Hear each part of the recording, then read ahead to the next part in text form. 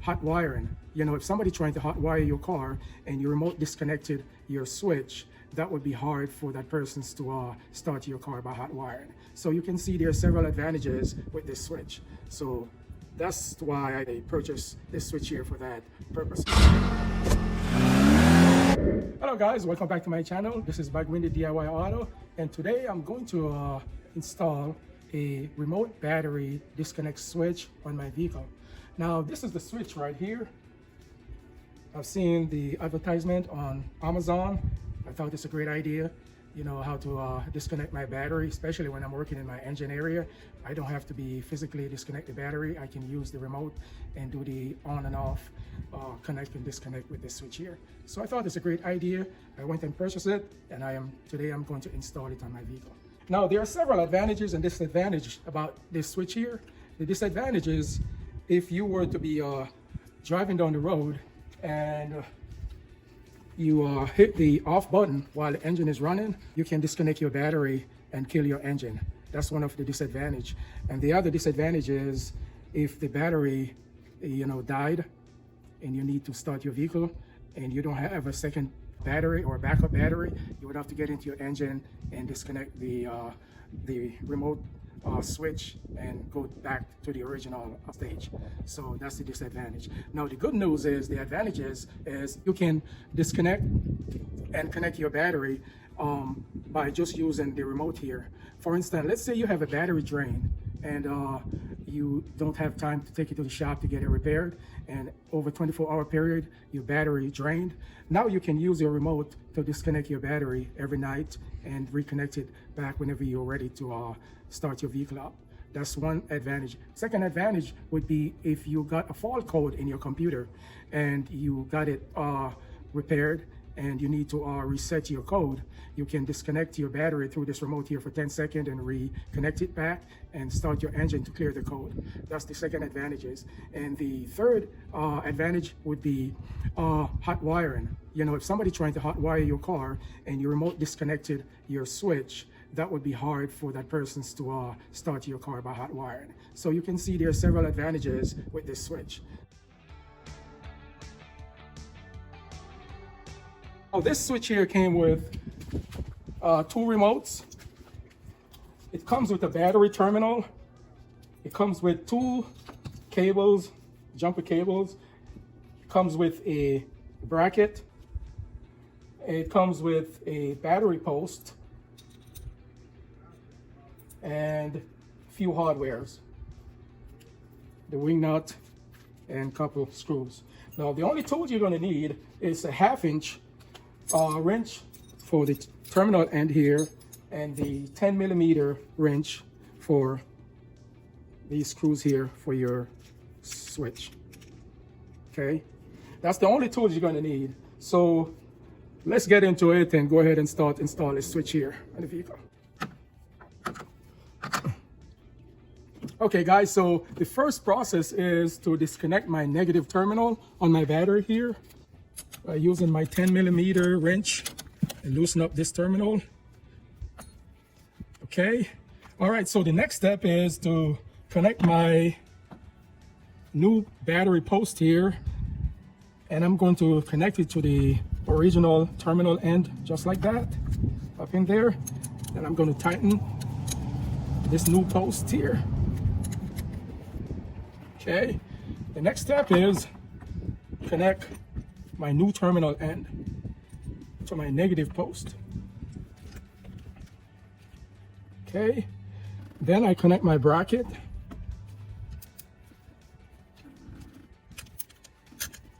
Just like that. And then I go ahead, connect my wing nut.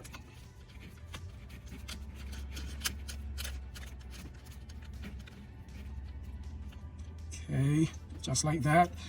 I'm temporarily snug this wing nut here, not completely tight, because I may have to move the bracket around to get it all straightened out.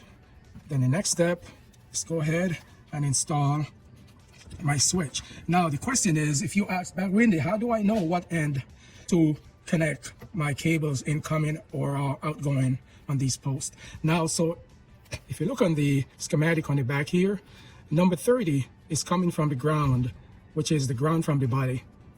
And then 87 is the continuation towards the battery. And number 85, you see it's a positive sign there.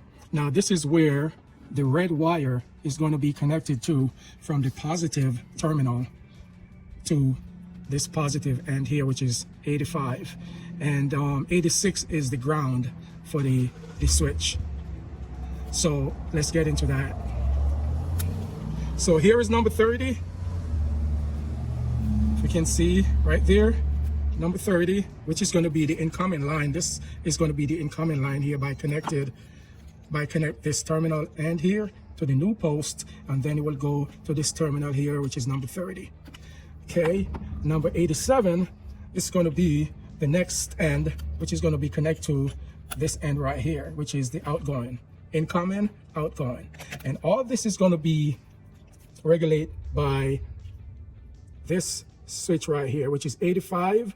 85 is positive, which is this red wire here, and this is going to be the live wire. It's going to attach to this end right there, and it's going to be connect to this terminal end right here.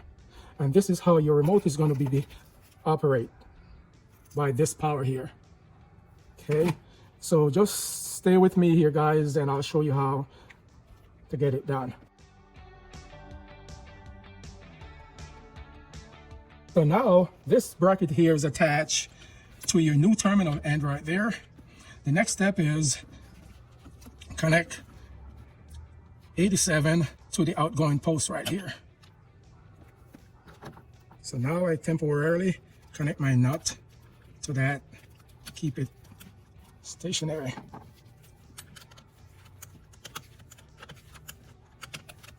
I can snug this all the way down. Now I can go ahead and finally tighten my wing nut to keep the switch stationary, just like that. Okay guys, the next step is connect my cable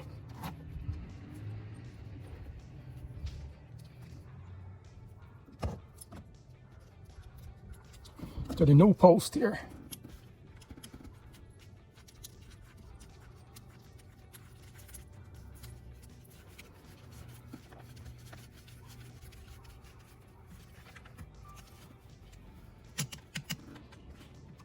Okay. Now I can go ahead and attach my new nut.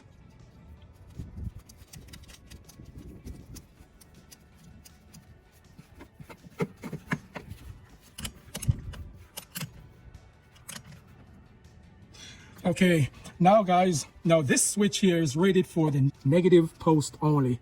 This switch is not rated for the positive, only for the negative, based on the instructions. Okay guys, so just for information. So now I got my cable attached to the incoming post of my switch. I can now go ahead and tighten the screw on the back of my new post right here. Okay, so now I got everything installed. I can go ahead now and tighten my new terminal post with my 1/2" wrench.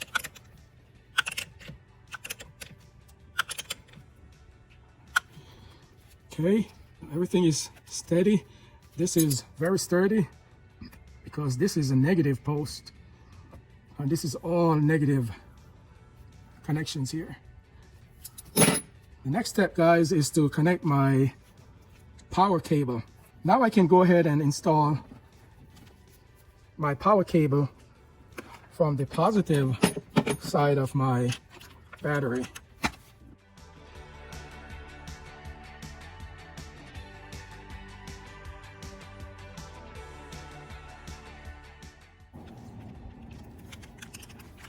Connect my positive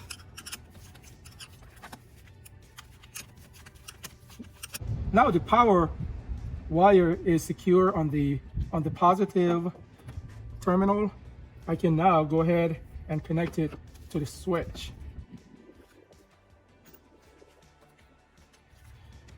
Now finally, I can now go ahead and install the second cable.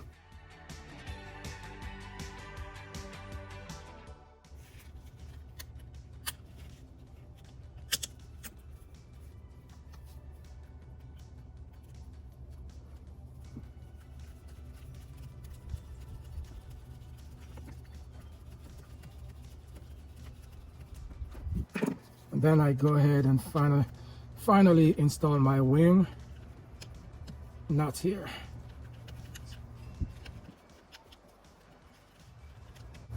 This thing here is such a pain in the butt.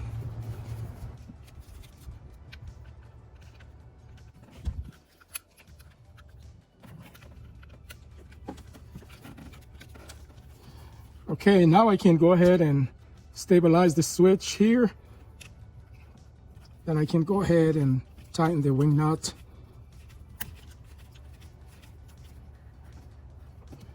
Finally, tighten the other end on the switch.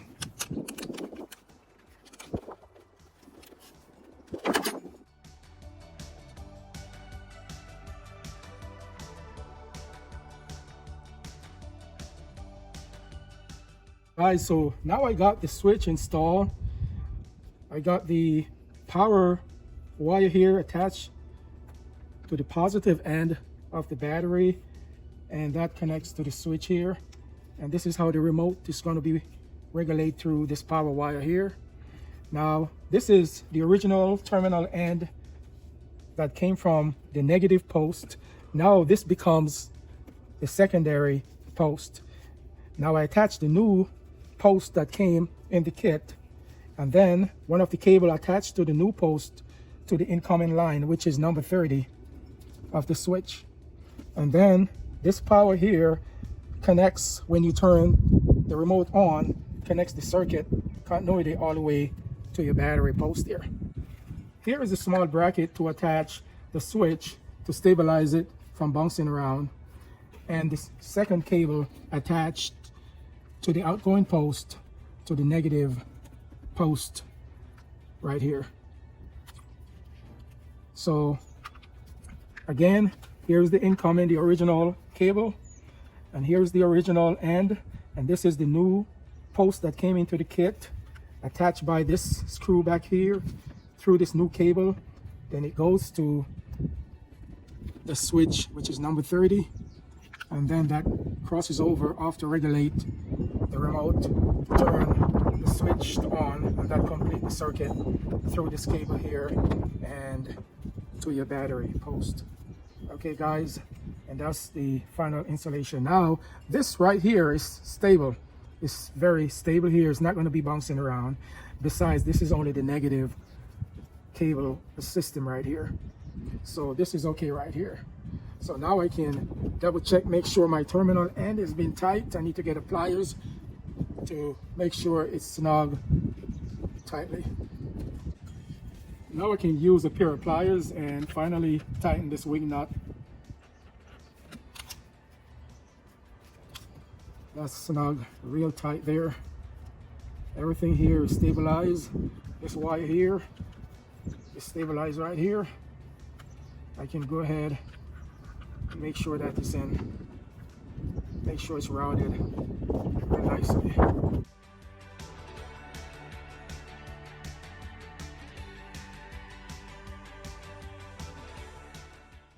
So that's the installation here, guys, of the remote battery disconnect. Okay, let's see how it works now. I'm going to start the vehicle and then see how it works.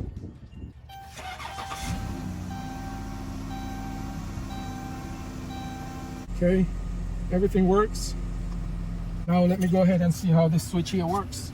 That's on, that's off, that's on, that's off. Guys, now here I'm going to do the operational check with the remote control. So now here, the ignition is on. Start the vehicle. Turn the vehicle off. Now I'm going to regulate the remote battery switch with this remote from inside here. Turn it off, and that's on.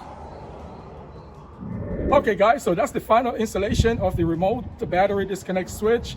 The operation is good. Everything operates as the manual says it should, and I am very pleased of the outcome.